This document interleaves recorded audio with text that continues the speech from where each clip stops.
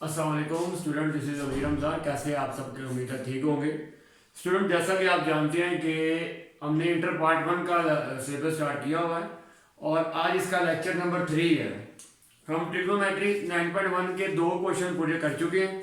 आज हमने question number 3 से स्टार्ट करना है। क्वेश्चन नंबर 3 में क्या क्या है? तो क्वेश्चन नंबर 3 मैथमेटिकल है और इसकी स्टेटमेंट ज़रा समझने वाली है। सिर्फ स्टेटमेंट को आपने समझना है। क्वेश्चन नंबर 3, क्वेश्चन नंबर 3 में क्या कह रहा है? क्वेश्चन नंबर 3 में लिखा हुआ है, अच्छा इसकी स्टेटमेंट सिर्फ समझने वाली है और सिर्फ क्वेश्चन नंबर 3 समझ ले। उसके बाद एक फार्मूला है, आपके आगे के सारे इस एक्सरसाइज के क्वेश्चन इसी फार्मूले से होंगे। वो जो इवन के बाकी स्टेटमेंट में भी जो क्वेश्चन है वो भी उस फार्मूले से होंगे, वो भी हम बाद में उस पर बात करते हैं। पहले क्वेश्चन नंबर 3 जरा देख लें, ये जरा डिफरेंट है। कहता है what is the circular measure of the angle. Angle आपने बताना है, यानी circular measure of the angle, angle की पैमाइश करनी है, एंगल की मेजरमेंट करनी है। किस एंगल की? Between the hands of the watch at 4 o'clock, यानी हाथ पे जो हम घड़ी बांधते हैं, अगर घड़ी पे कहता है 4 बजे हुए हैं, हाथ पे घड़ी वो राडो की बांधी है, किसी की भी आपने घड़ी बांधी है, हाथ पे घड़ी बांधी हुई है और उस घड़ी पे 4 बजे हुए हैं, 12 नहीं बजे, 4 बजे हुए हैं।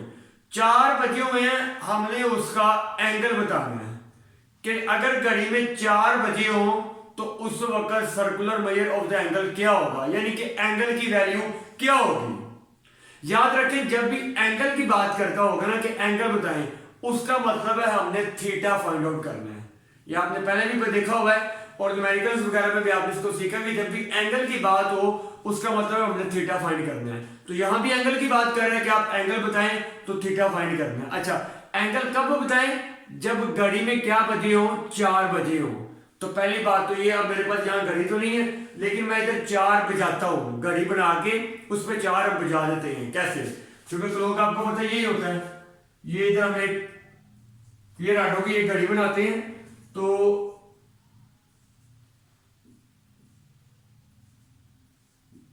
7 8 9 10 11 12। अब ये घड़ी है तो इस पे घड़ी रफ भी बनी है, क्योंकि आपको पता है अब मैं राडो का डिजाइनर तो नहीं हूँ कि घड़ी ठीक बन सके, लेकिन फिर भी अब हम इसमें 4 बजाने हैं तो 4 कैसे बजाएंगे कि आपको पता है, जब ये स्मॉल नीडल 4 पे हो और ये वाली नीडल 12 पे हो, तो इस वक्त घड़ी में क्या बज चुके हैं? 4 बज चुके हैं। वैसे इस वक्त 4 नहीं बजे, मैं आ चुके किसी और टाइम पे ये रिकॉर्ड करवा रहा हूं, लेकिन इस वक्त 4 बज चुके हैं। आपके पास व्हाइट बोर्ड में इस वक्त 4 बज चुके हैं। अब आपने बताना है कि अगर घड़ी में 4 बजे हुए हैं तो बताएं कि इस वक्त इसका एंगल क्या है, यानी एंगल से मुराद थीटा की वैल्यू हमने फाइंड करनी है। कब? जब घड़ी में क्या बजे हो? 4 बजे हो। घड़ी जिस मर्जी कंपनी की हो, लेकिन उसमें क्या बजे हो? 4 बजे हो, तो 4 तो बज गए। अब बताना है कि इसका एंगल क्या होगा, यानी कि थीटा क्या होगा। तो इसके लिए जरा बिल्कुल एक मैं आपको टेक्निकल तरीके से ये बताता हूं, आपने सिर्फ इसको समझना है।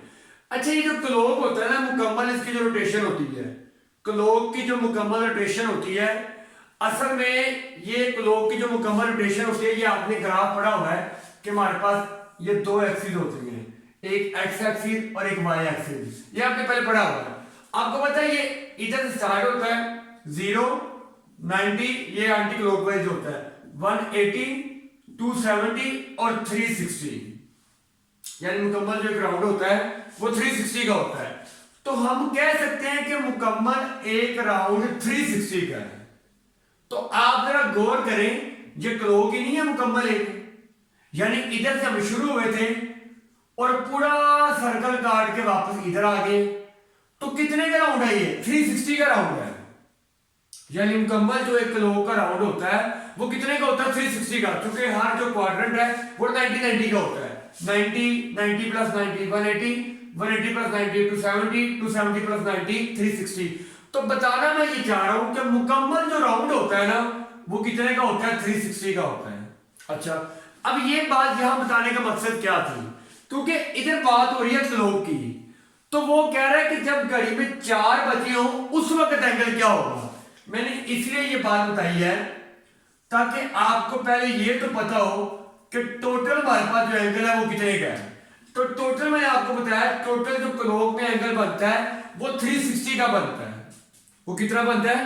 360 का। अच्छा, तो इसका मतलब है ये भी मुकम्मल एक क्लॉक है, ये भी मुकम्मल एक रोटेशन है ना, जिस तरह ये है, ये मुकम्मल रोटेशन है।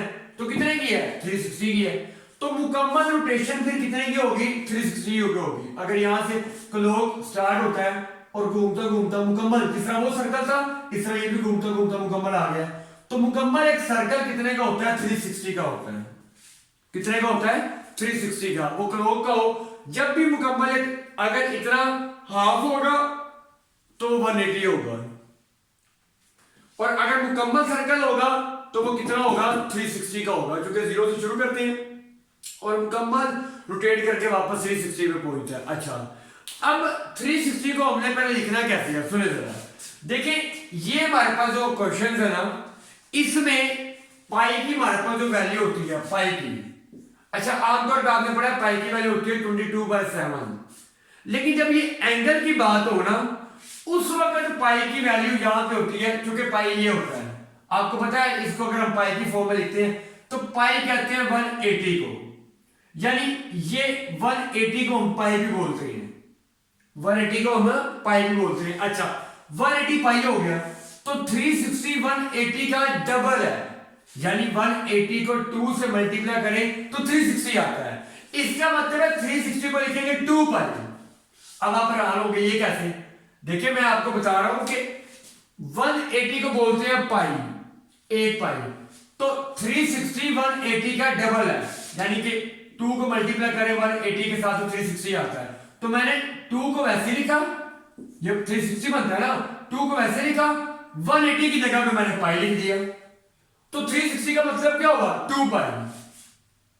यानी कि मुकम्मल एक जो राउंड है वो 360 का होता है, यानी कि 2 पाई का होता है। कितने का होता है? 2 पाई का। आपने खुद ही यहां से अंदाजा लगाया कि मुकम्मल एक राउंड कितने का है? 360 का। अब इसको चूंकि पाई की शक्ल में लिखना था, तो मैंने आपको क्या बताया कि इस क्वाड्रेंट के अंदर ना जो 180 होता है उसको पाई कहते हैं, उसको क्या बोलते हैं? पाई।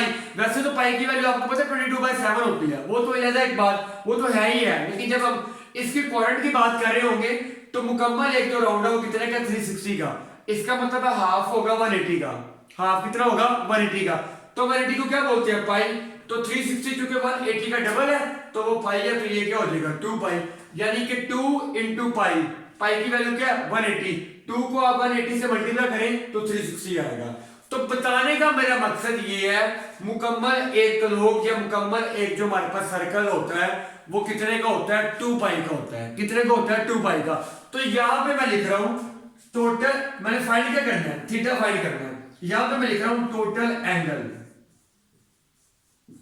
कि टोटल जो हमारे पास एंगल है पूरे क्लॉक का, पूरे क्लॉक का जो टोटल एंगल है वो हमारे पास होता है 2 पाई का। सिर्फ आपने चीजों को समझना, क्योंकि मैं कंसेप्चुअल बेस आपको सारी बात कर रहा हूं। मैंने आपसे क्या कहा, क्वेश्चन ये है कि घड़ी में 4 बजे और वो 4 बज चुके हैं, बताएं कि इस वक्त ये जो 4 बजे हुए हैं इसका एंगल क्या है। उसके लिए मैंने पहले क्या किया है? पहले टोटल घड़ी का एंगल बताया है, यानी मैंने देखा कि टोटल घड़ी जो पूरी रोटेशन है ना वो कितने की होती है? 360 की। उसको क्या बोलते हैं? 2 पाई। तो मैंने लिखा जो टोटल एंगल है पूरे क्लॉक का, जो टोटल एंगल है वो किसके इक्वल है? 2 पाई के इक्वल है। अच्छा, अब अगर मैं आपको एक एग्जांपल यहां पे बात करते हैं, अगर मैं कहता हूं कि मेरे पास टोटल है 200 रुपीज, टोटल मेरे पास 200 रुपए हैं, और मैं ये कहता हूं कि उन 200 को मैंने 200 को 12 लोगों में इक्वल डिवाइड करना है, यानी कि हर के हिस्से में एक जैसे पैसे हैं। अगर एक के हिस्से में 10 रुपए आ रहे हैं तो सबके हिस्से में 10 रुपए आए, और टोटल कितने हैं? 200। डिवाइड कितने में करना है? 12 लोगों में। तो आप सारे समझदार हैं, मुझे बताएं जरा क्या करेंगे। टोटल मेरे पास 200 है, मैंने डिवाइड करना है 12 लोगों के अंदर, तो आप सिंपल कहेंगे कि 200 को आप डिवाइड करते हैं 12 से, तो जो भी आंसर आएगा मुझे पता चल जाएगा कि हर एक के हिस्से में स्पेसिफिक इतने पैसे आते हैं। जैसे मिसाल, इसको अगर आप डिवाइड करें, 200 को डिवाइड करें 12 पे, तो क्या आता है? एक एग्जांपल से बात कर रहे हैं, फिर क्वेश्चन की तरफ आते हैं। तो ये आ रहा है हमारे पास 16.6 यानी कि इतने होते तो नहीं है 16.6 जो कि पॉइंट में तो नहीं पैसे होते, लेकिन एग्जाम्पल की बात है। चलिए आप खाली 16 ही कर लें, यानी कि हर किसी के हिस्से में 16 रुपए आएंगे। हर किसी के हिस्से में कितने आएंगे? 16 रुपए। तो हमने बात क्या की है कि अब देखें, अब 16 रुपए आप देखें जरा, अगर आप इसको 12 से, तो हमारे पास क्या आता है तकरीबन उतने 200 रुपए आते हैं। तो मैं आपको बात क्या बता रहा हूं कि टोटल मेरे पास थे 200 रुपए हैं। टोटल कितने थे? 200 रुपए। उनको मैंने डिवाइड करना था 12 लोगों में। 12 लोग हैं तो टोटल पैसे 200 रुपए हैं। तो कैसे पता चलेगा किसके हिस्से में कितने कितने आएंगे? यानी कि सबके हिस्से में कितने कितने आएंगे उसका एक ही हल है कि जितने टोटल हैं उनको डिवाइड कर दे। 12 लोगों में करना है, 12 से डिवाइड कर दे, तो पता चल गया हर किसी के हिस्से में 16 रुपीज आएंगे। अच्छा, अब ये बात मैंने यहां पे क्यों की है, अब जरा देखिएगा। टोटल मुकम्मल घड़ी का एंगल है 2 पाई, वो आपने देख लिया टोटल कितना है 2 पाई। मुझे चाहिए 4, जब 4 बजे हुए यानी कि 4 o'clock का एंगल चाहिए। तो ऐसे मुझे पता नहीं चलेगा कि 4 o'clock पे एंगल कौन सा आएगा। पहले मुझे ये देखना है कि टोटल एंगल 2 पाई का है, हर किसी के हिस्से में कितना एंगल आ रहा है। क्या मैंने बात की है? पहले मैंने क्या देखना है? टोटल एंगल 2 पाई का है, तो पहले मैंने ये देखना है कि इसके हिस्से में कितना आएगा, इसके हिस्से में कितना आएगा, इसके हिस्से में, यानी हर, जिस मैंने आपको बताया 200 रुपए थे, कितने लोगों में डिवाइड करना था? 12 लोगों में। अब टोटल 2 पाई है, कितने लोगों में डिवाइड करना है? कितने में डिवाइड करना है? 12 में। तो उसका एक ही सिंपल तरीका है कि आप 2 पाई को डिवाइड कर दें 12 के साथ। तो इससे क्या पता चलेगा हर किसी के हिस्से में कितना एंगल आएगा। जो 2 पाई एंगल है वो हर किसी का नहीं, वो जो टोटल एंगल है, यानी यहां से लेके मुकम्मल एंगल 2 पाई का है। तो मैंने ये देखना है हर किसी के हिस्से में एंगल कितना आएगा। तो उसके लिए क्या किया, जिस तरह 200 रुपए थे, 12 लोगों में डिवाइड करने थे, तो 12 से डिवाइड कर दिया। अब 2 पाई है तो 12 में करना है, 2 पाई को डिवाइड कर दिया 12 में, क्योंकि घड़ी के ऊपर 12 ही होते हैं। अब इसकी कटिंग कर दे, 2 × 2, 2 6 12, ऊपर 1 को पाई से मल्टीप्लाई करेंगे तो पाई आ जाएगा, और नीचे क्या आ गया? 6 आ गया। यानी कि अगर टोटल एंगल 2 पाई है ना, तो हर किसी के हिस्से में π/6 आएगा। इसको भी π/6 मिलेगा, इसको भी π/6 मिलेगा, इसको भी π/6 मिलेगा, इसको भी π/6 मिलेगा, सबको π/6 मिलेंगे। अच्छा, ये तो मुझे ये पता चल गया कि हर किसी के हिस्से में कितना कितना आएगा, π/6 आएगा।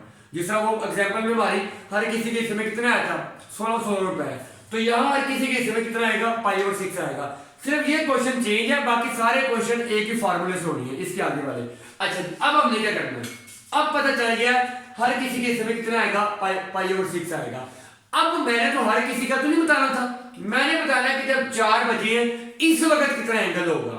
तो स्टूडेंट आपको पता है, अगर मुझे पता हो कि एक चॉकलेट मैंने दुकान से खरीदी है, उसकी कीमत है 10 रुपए एक चॉकलेट की, वैसे इतनी है नहीं, लेकिन एग्जांपल में बात कर रही हूं। अगर मुझसे कोई पूछे कि 4 चॉकलेट्स कितने की होंगी, तो आप सब कहेंगे 40 रुपए की। अब मैंने तो आपको एक की कीमत बताई है, एक कितने की है, 10 रुपए की। मैं आपको कहता हूं 4 कितने की है, आप फौरन से कहेंगे 40 रुपए की। वो कैसे? आप 10 है, एक 10 की है, एक की कीमत 10 रुपए है, 4 की कीमत पता करनी है तो उसको 4 से मल्टीप्लाई कर देंगे, तो कितना आएगा, 40। यानी कि जब एक की कीमत पता चल जाए तो जितनों की आपने निकालनी है उसके साथ मल्टीप्लाई करनी है। ये कॉन्सेप्चुअल बेस बातें मैं आपको बता रहा हूं कि आपको रट्टा ना लगाना पड़े इनका, ठीक है जी। अच्छा जी, अब आपने क्या करना है कि टोटल एंगल था 2 पाई, मैंने बताना था कि हर किसी के हिस्से में कितना आता है, हर किसी के हिस्से में कितना आता है, तो वो मैंने बता दिया कि 2 पाई को डिवाइड किया 12 से, तो क्या आया π/6, यानी कि हर किसी के हिस्से में कितना आएगा, π/6 आएगा। अच्छा जी, अब हमने क्या बताना है, अब हमने ये बताना है कि अगर π/6 तो आ गया, π/6 क्या है, हर किसी का, यानी कि एक का π/6 है, इसका भी π/6, इसका भी π/6, इसका भी π/6। अच्छा जी, अब मैंने कितनों का बताना है, 4 का, तो एक की कीमत ये है, 4 की बतानी है, वो जो एक की कीमत है उसको 4 से मल्टीप्लाई कर देंगे, जिस तरह अभी हमने 10 को मल्टीप्लाई किया था। तो सिंपल हम क्या करेंगे, अगर हमें बताना है एंगल एट 4 o'clock, हमने एंगल बताना है 4 o'clock, तो ये किसकी है, ये 1 की वैल्यू है, इसको मल्टीप्लाई कर देंगे 4 के साथ तो पता चल जाएगा 4 o'clock पे एंगल क्या है। इसकी कटिंग कर दे, 2 2 दा 4, 2 3 दा 6, ऊपर 2 साथ क्या आ गया, पाई आ गया, नीचे क्या आ गया, 3 आ गया। और इसका एंगल का हमेशा यूनिट चूंकि थीटा होता है एंगल, उसका यूनिट क्या होता है, रेडियन होता है, तो इसके आप मिसाल लिख देना है रेडियन। तो जब घड़ी में 4 बजे होंगे उस वक्त एंगल क्या होगा, 2 पाई/3। तो मुझे उम्मीद है आपको इस क्वेश्चन की समझ आई होगी। मैंने बहुत एक्सप्लेन करके आपको बहुत तरीके से बताया है कि टोटल, मैंने पहले क्लोक बनाया है, टोटल क्लोक का एंगल कितना है, 2 पाई, क्योंकि मुकम्मल सर्कल कितने का होता है, 2 पाई का। लेकिन मुझे डायरेक्ट 4 का नहीं पता चल सकता था, पहले मैंने उसका एक एक का निकाल लिया कि हर किसी के हिस्से में कितने कितने आता है। तो टोटल 2 पाई था, हर एक का निकालना था, कितने थे, 12 लोग थे, 12 में डिवाइड कर दिया तो क्या आ गया, पाई/6 आ गया। अब इसका मतलब है हर किसी के हिस्से में कितना आएगा, पाई/6। लेकिन मैंने कितनों का बताना है, 4 का बताना है, तो वो जो हर एक, ये पाई/6 क्या है, एक की कीमत है, इसको किससे मल्टीप्लाई कर दिया है, 4 से। तो इसका मतलब है जब 4 पे सुई है उस वक्त एंगल क्या होगा, 2 पाई/3, और थीटा का यूनिट क्या होता है, रेडियन होता है। तो ये था आपका क्वेश्चन नंबर 3। इसको बच्चे बड़ा मुश्किल समझते हैं और इसको रट्टा भी लगा देते हैं, लेकिन मैंने आपको मुकम्मल कोशिश किया कि आपको बात की समझ आए। फिर भी कोई प्रॉब्लम हो तो आप मुझसे जरूर पूछिएगा, इंशाल्लाह मैं आपको उसमें रिस्पॉन्स दूंगा। अब हम चलते हैं इसके क्वेश्चन नंबर 4 पे। अच्छा, 4 से लेके ऑनवर्ड 5 6 वही पैटर्न है, सारे के सारे क्वेश्चन एक ही फार्मूले से हैं। अच्छा, अब उसकी बात करते हैं। तो ये था क्वेश्चन नंबर 3। अब आते हैं हम 4 के ऊपर। तो उसमें देखिएगा 4 में क्या कहते हैं, ये मैथ आपकी सिर्फ बहुत इजी है, थोड़ी सी प्रैक्टिस की जरूरत है। सिर्फ क्वेश्चन आपके सारे के सारे इजी हैं इंशाल्लाह। इसी तरह हम क्वेश्चन पेज जो है एक एक चीज इसमें क्लियर करेंगे। अब आता है आपके पास क्वेश्चन नंबर 4। तो क्वेश्चन नंबर 4 में क्या कह रहा है, क्वेश्चन नंबर 4, अच्छा ये एक ही फार्मूला आपने याद रखना है बाकी सारे क्वेश्चन के लिए। वो क्या है, L = R θ। सिर्फ ये फार्मूला याद रखना है, और इसका एक प्रूफ भी है, बकायदा एक प्रूफ है, वो मैं एक स्पेशल वीडियो बना के वो इसका प्रूफ भी करूंगा। फिलहाल क्वेश्चन के लिए आपने फार्मूला याद रखना है, L = R θ। Here L is the length, यहां पे L क्या है, लेंथ है, R क्या है, रेडियस है, और थीटा क्या है, एंगल है। L क्या है, लेंथ है, R क्या है, रेडियस है, और थीटा क्या है, एंगल है। ये कैसे आया है इसका मैं आपको बता रहा हूं कि एक प्रूफ है, लेकिन वो प्रूफ की मैं एक स्पेशल वीडियो बनाऊंगा। अच्छा, अभी हम क्वेश्चन नंबर 4 से स्टार्ट करते हैं। क्वेश्चन नंबर 4 का क्या कह रहा है, फाइंड थीटा। थीटा फाइंड करना है हमने। लास्ट क्वेश्चन में थीटा फाइंड किया, लेकिन वो अब ये क्वेश्चन उस तरह का नहीं है, वो सिर्फ एक तनहा क्वेश्चन था जो अपनी नोयत का था, बाकी उस तरह का नहीं है। अच्छा जी, और L की वैल्यू दी हुई है 1.5 सेंटीमीटर, 1.5 सेंटीमीटर, और नेक्स्ट आपके पास R की वैल्यू दी हुई है 2.5 सेंटीमीटर। इस एक्सरसाइज के बाकी जितने भी क्वेश्चन है 4 से आगे इसी फार्मूले से होंगे, सिर्फ ये फार्मूला याद रखना है। और ये फार्मूला आपके पास 10th क्लास में भी आपने पढ़ा, चैप्टर नंबर 7 के अंदर। अच्छा जी, बहरहाल अब हम इसमें स्टार्ट करते हैं। चीजें बड़े गौर के साथ आपने समझना है। सिर्फ आपको पता है फार्मूले में कितनी चीजें हैं, 3, L, R और थीटा। अगर 3 में से 2 चीजें दी हो तो आप एक फाइंड कर सकते हैं, वो बेशक जो मर्जी दी हो। दो, जिस तरह 4 के अंदर थीटा फाइंड करने को कहा है, L और R दिया हुआ है। 5 के अंदर L फाइंड करने को कहा है, थीटा और R दिया हुआ है। 6 के अंदर R फाइंड करने को कहा है, L और थीटा दिया हुआ है। लेकिन हम वो भी क्वेश्चन करेंगे, फिलहाल भी हम ये देख रहे हैं। अच्छा जी, थीटा फाइंड करना है तो आपने देखना है कि अगर 3 में से 2 चीजें दी होंगी, जैसे L और R दिया हुआ है, थीटा फाइंड करना है, ये तीनों चीजें इस फार्मूले में है, फार्मूला पुट कर दे, L = R θ। तो L की वैल्यू क्या है, 1.5। अच्छा, एक चीज यहां पे गौर रखनी है, लेंथ का और रेडियस का यूनिट सेम होना चाहिए।